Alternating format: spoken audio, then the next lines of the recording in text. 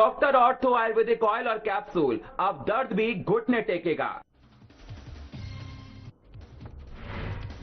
CM Pushkar Singh Dhami ने मुख्यमंत्री आवास पर पंचांग कैलेंडर का किया विमोचन। परंपरा और जन कल्याण का संगम, कैलेंडर से जुड़ी सरकारी योजनाओं को दी जानकारी। पलटन बाजार स्थित मां कालिका मंदिर में सीएम धामी ने की पूजा। नवरात्र पर प्रदेश की सुख समृद्धि की कामना, श्रद्धालुओं के बीच दिखी नवरात्र का उत्साह। धामी सरकार के 4 साल बेमिसाल, परेड ग्राउंड में भव्य कार्यक्रम का हुआ आयोजन। योजनाओं और उपलब्धियों की लगी प्रदर्शनी।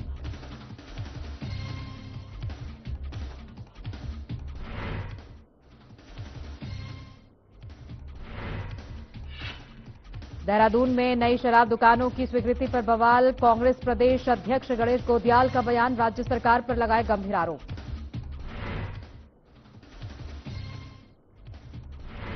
ऋषिकेश के बनखंडी में सीवर समस्या गंभीर, निवासियों ने नई लाइन की मांग की, समाधान न हुआ तो आंदोलन की चेतावनी दी।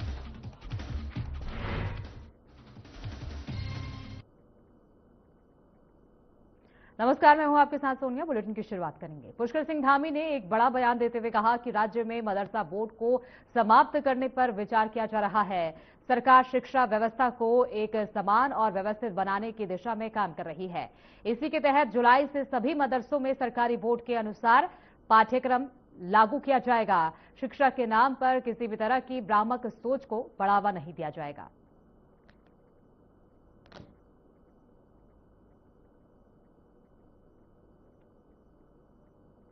और लिया हमने कि मदरसा बोर्ड समाप्त करने का निर्णय लिया भाइयों बहनों, और इस बार जुलाई से सभी मदरसों में सरकारी जो हमारा बोर्ड है, सरकारी जो हमारा पाठ्यक्रम है, उस बोर्ड के द्वारा जो निर्धारित पाठ्यक्रम है वही पाठ्यक्रम पढ़ाया जाएगा। हम देवभूमि में जिहादी मानसिकता को पनपाने वाले अलगाववादी केंद्र नहीं, बल्कि ज्ञान और संस्कार के मंदिर स्थापित करना चाहते हैं। आज अल्पसंख्यक स्कूलों में भी गुरुवाणी गूंजेगी तो भाइयों बहनों, इसमें कांग्रेस के लोगों को क्यों परेशानी होनी चाहिए? क्या परेशानी है कि अगर आप सिख समाज के लोग, जैन समाज के लोग, पारसी समुदाय के लोग, ईसाई समाज के लोग अगर वह भी उन अल्पसंख्यक स्कूलों में पढ़ेंगे तो इनको क्या परेशानी होनी चाहिए? हमने राज्य में बच्चों को गुमराह करने वाले अवैध मदरसों पर ताला लगाने का कार्य भी किया है, इससे भी इनको परेशानी होती है। जब हम सनातन धर्म को बदनाम करने वाले। दिनेशपुर में गैस सिलेंडर की किल्लत से उपभोक्ताओं में भारी परेशानी देखी जा रही है। भारत गैस के उपभोक्ताओं को लगातार 3 दिनों से सिलेंडर नहीं मिल रहे हैं।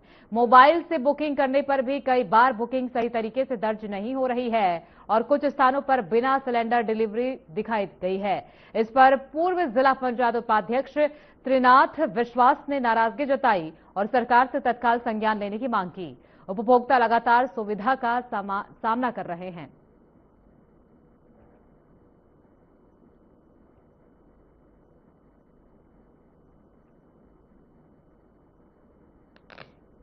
कोई चंद्रा भारत गैस एजेंसी करके है दिनेशपुर रोड पे, भारत गैस हिमा 4 दिन से यहाँ पे गैस नहीं मिल रही है और उनका कहना है कि पहले तो संडे को छुट्टी होती थी, अब मंडे को भी छुट्टी है।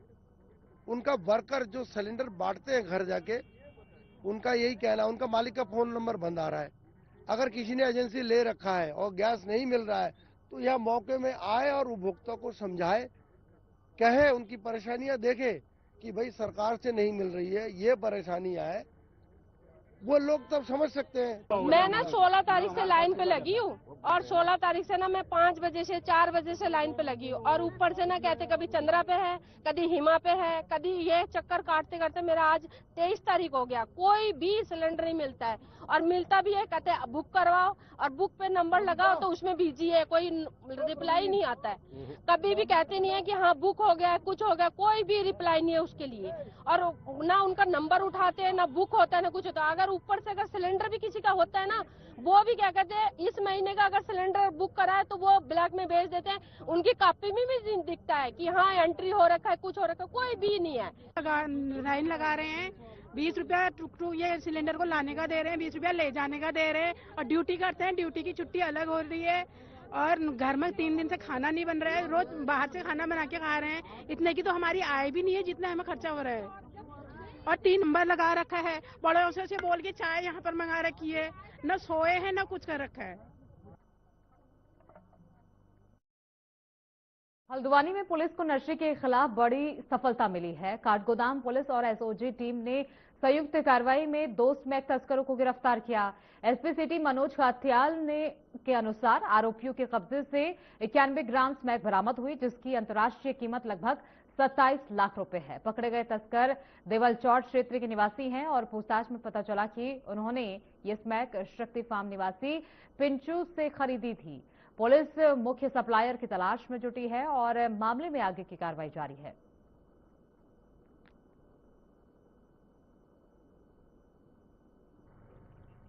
बेसिकली 91.1 ग्राम स्मैक हमें 2 अभियुक्तों से बरामद हुई है। इसमें थाना पुलिस जो काठगोदाम है उसको एक बड़ी सफलता इसमें मिली है। हमें पिछले कुछ समय से सूचना मिल रही थी कि इस रूट से जो है स्मैक आ रही है हल्द्वानी में और छोटी छोटी क्वांटिटी में बेची जा रही है। तो लगातार माननीय मुख्यमंत्री जी, पुलिस मुख्यालय, रेंज स्तर और एसएसपी सर के डायरेक्शन में हम लोग इसमें काम कर रहे थे। तो इसमें एक सफलता हमें मिली, 2 अभियुक्तों को हमने इसमें गिरफ्तार किया है। इसमें से एक अभियुक्त का आपराधिक इतिहास भी है, पूर्व में भी 2 बार वो एनडीपीएस के मामले में जेल जा चुका है।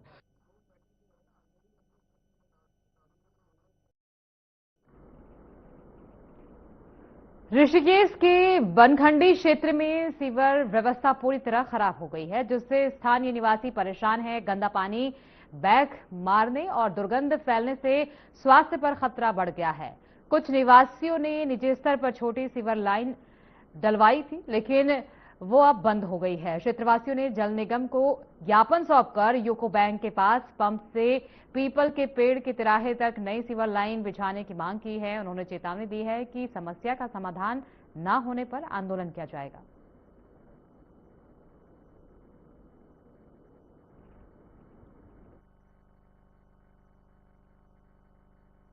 काफी समय से देखिए बनखंडी क्षेत्र विकसित हो गया है, लेकिन यहाँ पर क्या है, ये पीपल के पेड़ से लेकर यूको बैंक के पास तक सीवर लाइन नहीं है। एक जो निजी सीवर लाइन थी पुराने जमाने की, वो सीवर लाइन रिवर्स चला रखी है और उसके साथ साथ वर्षा काल में जो पूरी बनखंडी और रेलवे स्टेशन का पानी है वो नाले के माध्यम से गोविंद नगर प्लांट में भेज रहे हैं। तो यहाँ पर हम काफी समय से मांग कर रहे थे। आज परियोजना निदेशक जो हैं यहाँ के, वो दिल्ली बैठक में गए हुए हैं। आज हमने स्थानीय निवासियों के साथ जाकर वहां ज्ञापन दिया है और मांग की है।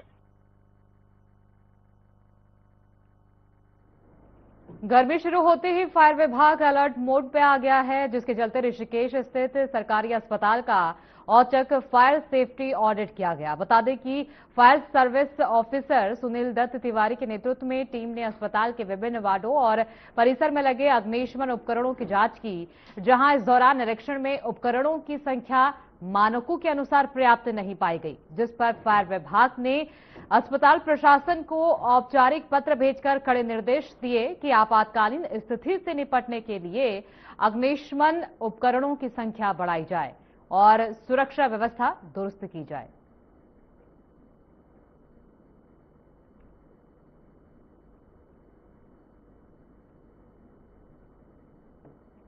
देहरादून के सहसपुर क्षेत्र में धर्मावाला चौक पर एक युवक के साथ मारपीट का मामला सामने आया है, जहां इस दौरान कुछ लोगों ने उसे घेरकर पीटा और जान से मारने की धमकी दी। तो वहीं सूचना मिलते ही पुलिस मौके पर पहुंची।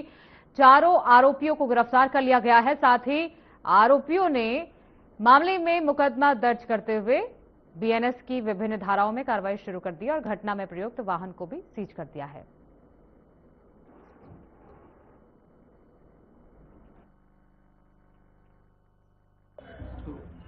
दिनांक 22 मार्च 2026 की रात्रि को थाना सहसपुर को सूचना मिली कि कुछ हुड़दंगियों द्वारा धर्मावाला चौक के पास मारपीट की जा रही है। उक्त सूचना मिलते ही थाना सहसपुर की टीम मौके पर पहुंची और मौके पर कुछ व्यक्तियों द्वारा एक युवक के साथ मारपीट की जा रही थी। तो उन अभियुक्तों को मौके से ही गिरफ्तार किया गया और पीड़ित की लिखित तहरीर के आधार पर कोतवाली सहसपुर में संबंधित बीएनएस की धाराओं में मुकदमा पंजीकृत किया गया है, जिसमें अग्रिम वैधानिक कार्रवाई की जा रही है। उधम सिंह नगर में संदिग्ध परिस्थितियों में एक युवक की मौके पर मौत का मामला सामने आया है। नई बस्ती चांद मस्जिद का लगभग 40 वर्षीय युवक देर शाम गंभीर हालत से सामुदायिक स्वास्थ्य केंद्र लाया गया, जहां ड्यूटी पर तैनात डॉक्टर अभय सिंह ने उसे मृत घोषित कर दिया। जसपुर कोतवाली पुलिस ने मौके पर पहुंचकर शव को कब्जे में ले लिया और पोस्टमार्टम के लिए भेजा। पुलिस फिलहाल मामले की जांच कर रही है और मौत के कारणों का पता लगाने में जुटी है। Rais Ahmed, patient, son of Islam, brought to CST Jaspur, resident of Nai Basti. The patient came to emergency, brought dead at 10:25 p.m. on 22 March 2026. The patient has no pulse, no respiration, and people is non-reactive. Thank you.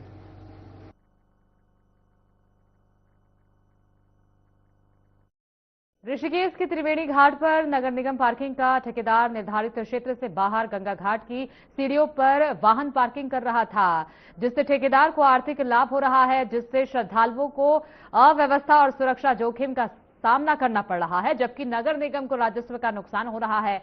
बता दें कि पहले भी parking शुल्क को लेकर ठेकेदार पर कार्रवाई हो चुकी है, लेकिन स्थिति में सुधार नहीं हुआ है, जिस पर नगर आयुक्त गोपाल राम बेनवाल ने कहा कि निर्धारित क्षेत्र से बाहर पार्किंग की पुष्टि होने पर जांच कर सख्त कार्रवाई की जाएगी।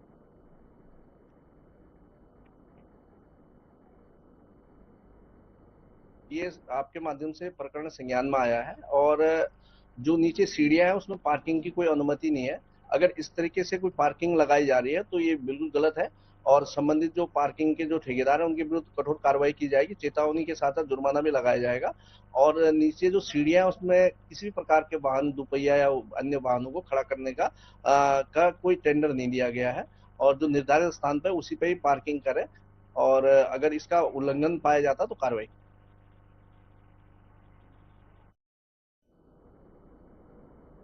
ऋषिकेश कोतवाली परिसर में क्षेत्रीय पुलिस पेंशनर्स के साथ एक विशेष बैठक का आयोजन किया गया। प्रभारी निरीक्षक कैलाश चंद्र भट्ट की अध्यक्षता में हुई बैठक में सेवानिवृत्त पुलिसकर्मियों की व्यक्तिगत और विभागीय समस्याओं पर चर्चा की गई। पेंशनर्स के अनुभवों का लाभ उठाने और पुलिस बल के साथ उनके समन्वय को मजबूत करने पर जोर दिया गया। प्रभारी निरीक्षक ने आवश्यक आश्वासन दिया कि सभी जायज मांगों का समयबद्ध और प्रभावी निस्तारण किया जाएगा। पेंशनर्स ने विभाग की कार्यप्रणाली सुधार के लिए सुझाव साझा किए, जिन्हें गंभीरता से लिया गया।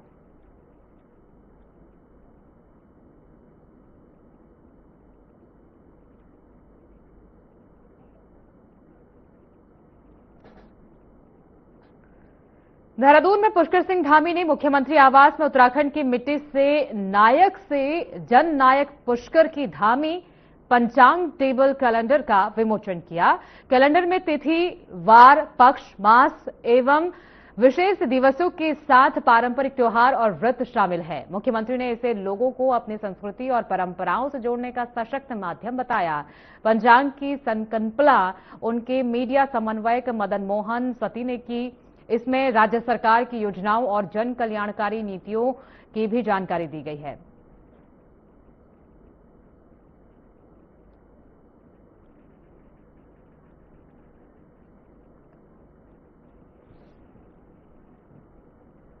देहरादून के पलटन बाजार स्थित मां कालिका मंदिर में चैत्र नवरात्र के पावन अवसर पर पुष्कर सिंह धामी ने विधि विधान से पूजा अर्चना की और प्रदेश के सुख समृद्धि की कामना की।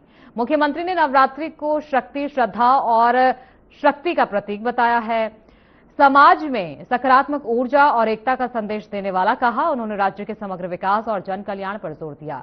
इस अवसर पर बड़ी संख्या में श्रद्धालु मौजूद रहे और मुख्यमंत्री ने सभी को नवरात्रि की शुभकामनाएं दी। उन्होंने बद्रीनाथ और केदारनाथ धाम में चल रहे पुनरुद्धार कार्यों का भी उल्लेख किया।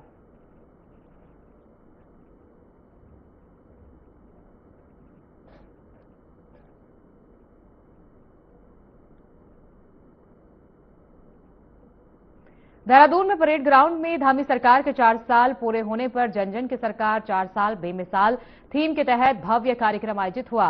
पुष्कर सिंह धामी ने कार्यक्रम में शिरकत की। कार्यक्रम में सरकार की प्रमुख योजनाओं, विकास कार्यों और उपलब्धियों की प्रदर्शनी लगी। विभिन्न विभागों के स्टॉल के माध्यम से जनता को जन कल्याणकारी योजनाओं की जानकारी दी गई। मुख्यमंत्री ने स्टॉल पर सेल की रोटी बनाकर लोगों का उत्साह बढ़ाया। उन्होंने संबोधन में पिछले 4 सालों की उपलब्धियों का जिक्र करते हुए जन कल्याण पर जोर दिया।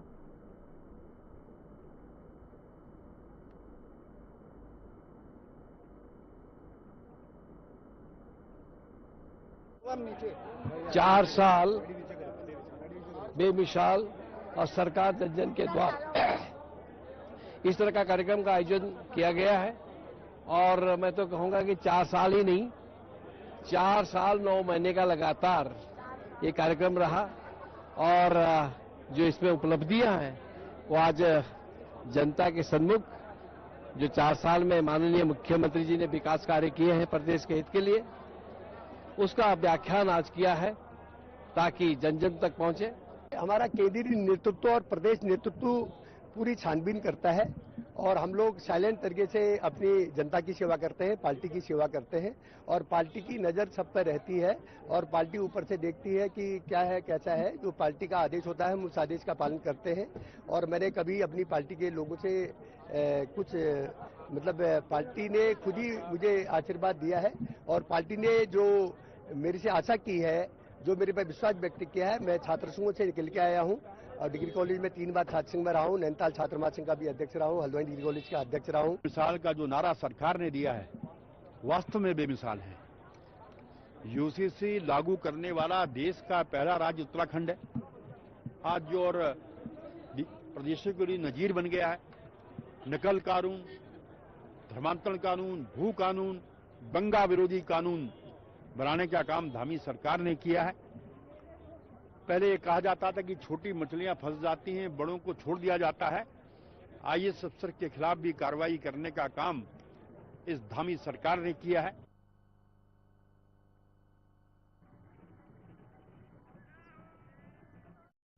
तेईस मार्च को धामी सरकार ने अपने कार्यकाल के 4 साल पूरे कर लिए हैं, जिसे प्रदेश भर में 4 साल बेमिसाल कार्यक्रम के रूप में 3 दिन तक मनाया जा रहा है। तो वहीं इस मौके पर बीजेपी प्रदेश अध्यक्ष महेंद्र भट्ट ने कहा कि प्रधानमंत्री के मार्गदर्शन में धामी सरकार लगातार विकास कार्यों को आगे बढ़ा रहे हैं।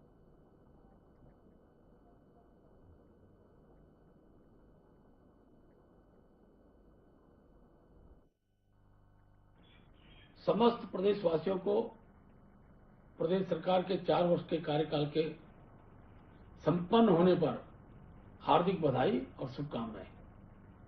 मित्रों, देश के प्रधानमंत्री आदरणीय नरेंद्र भाई मोदी जी के कुशल मार्गदर्शन में और पुष्कर सिंह धामी जी के नेतृत्व में प्रदेश विरासत और विकास दोनों क्षेत्रों में अपना एक प्रमुख स्थान पर खड़ा हुआ है। आज उत्तराखंड राज्य के सांस्कृतिक विरासत को संरक्षण देना, विकास की गति को बढ़ाना, ये राज्य सरकार की प्राथमिकता में रहा है।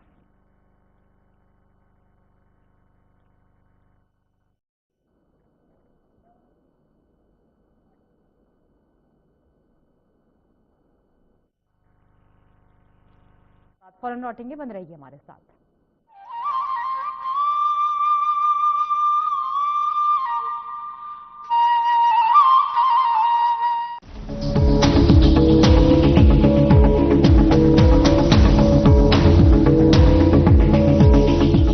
नमस्कार। पश्चिम एशिया में लंबे खिंचते युद्ध को देखते हुए प्रधानमंत्री मोदी ने अपने मंत्रियों के साथ आपात बैठक कर देश भर में अनइंटरप्टेड एनर्जी सप्लाई की तैयारियों को लेकर जो चर्चा की, वो वास्तव में समय की मांग थी। इस बैठक में पेट्रोल, डीजल और गैस के साथ ही फर्टिलाइजर की सप्लाई सुगम बनाए रखने के जिन उपायों पर मंथन किया गया, उनके निष्कर्षों से राज्य सरकारों को भी अवगत कराने की आवश्यकता होगी और उन्हें कुछ निर्देश देने की भी। जिस तरह केंद्र सरकार संकट से पार पाने के लिए कमर कसती दिख रही है, उसी तरह राज्य सरकारों को भी सक्रियता दिखानी होगी। उचित यह होगा कि प्रधानमंत्री राज्यों के मुख्यमंत्रियों और मुख्य सचिवों के साथ भी इस उद्देश्य से चर्चा करें और हर स्तर पर यह संदेश पहुंचे कि देश में कहीं पर भी ऊर्जा और उर्वरक संकट पैदा नहीं होने दिया जाएगा।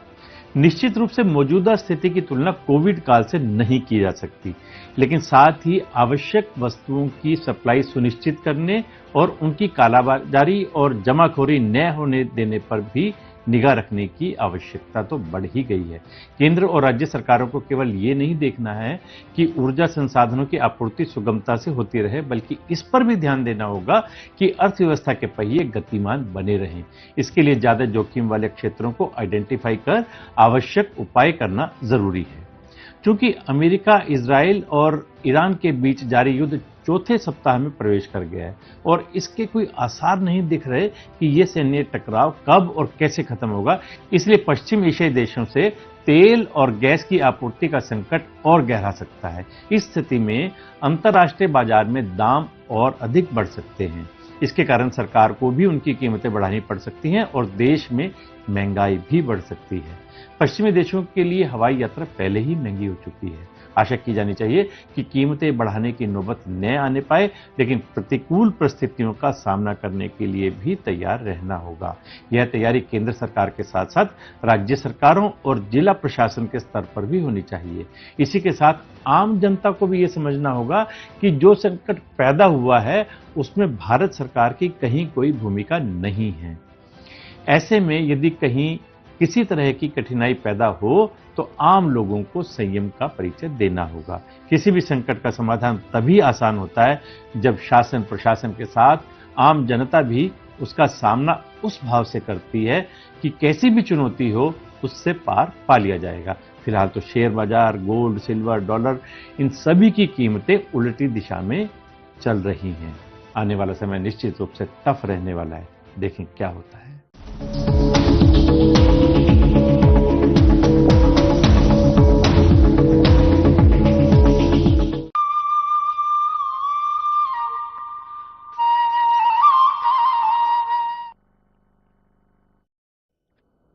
ब्रेक के बाद एक बार फिर स्वागत है। खबरों में आगे बढ़ेंगे। धामी सरकार के 4 साल पूरे होने पर उत्तराखंड में केंद्रीय मंत्रियों का आवागमन लगातार जारी है, जिसके तहत बीते दिनों हल्द्वानी पहुंचे केंद्रीय रक्षा मंत्री राजनाथ सिंह ने मुख्यमंत्री पुष्कर सिंह धामी के कार्यकाल को विकास और उपलब्धियों से भरा बताया और उनके कामों की सराहना की। तो वहीं इस दौरान बीजेपी प्रदेश प्रवक्ता मथुरा दत्त जोशी ने कहा कि इन 4 वर्षों में प्रदेश में रेल, हवाई और सड़क कनेक्टिविटी में तेजी से विकास हुआ है।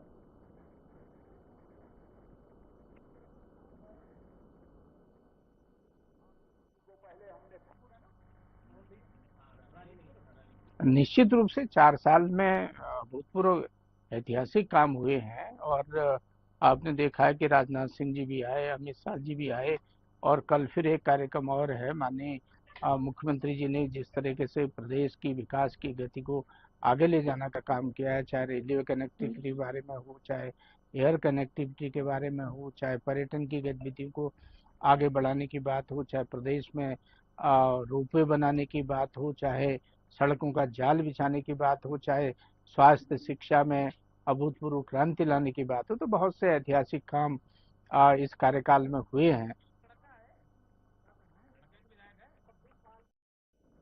उत्तराखंड में नई शराब दुकानों की स्वीकृति को लेकर सियासी माहौल गर्मा गया है, जिस पर कांग्रेस प्रदेश अध्यक्ष गणेश गोदियाल ने राज्य सरकार पर जनहित की अनदेखी का आरोप लगाते हुए कहा कि सरकार केवल राजस्व बढ़ाने पर ध्यान दे रही है, जबकि इसके सामाजिक प्रभावों को नजरअंदाज किया जा रहा है।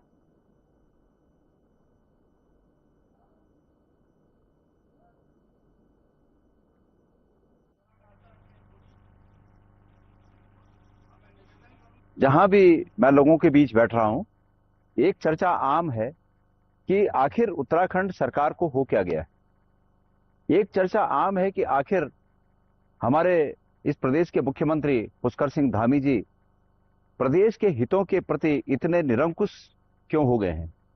क्या प्रदेश के मुख्यमंत्री को सिर्फ और सिर्फ व्यापारिक रूप में आय, व्यय, फायदा, नुकसान और पैसा बनाना, क्या यही सिर्फ अच्छा लगता है? खबर यह है कि बड़ी संख्या में प्रदेश में शराब की दुकानों के लिए 1 अप्रैल से स्वीकृतियां जारी कर दी गई हैं और अकेले इस कुमाऊं मंडल में अकेले 55 दुकानों, नई 55 दुकानों के लिए स्वीकृतियां जारी हुई हैं।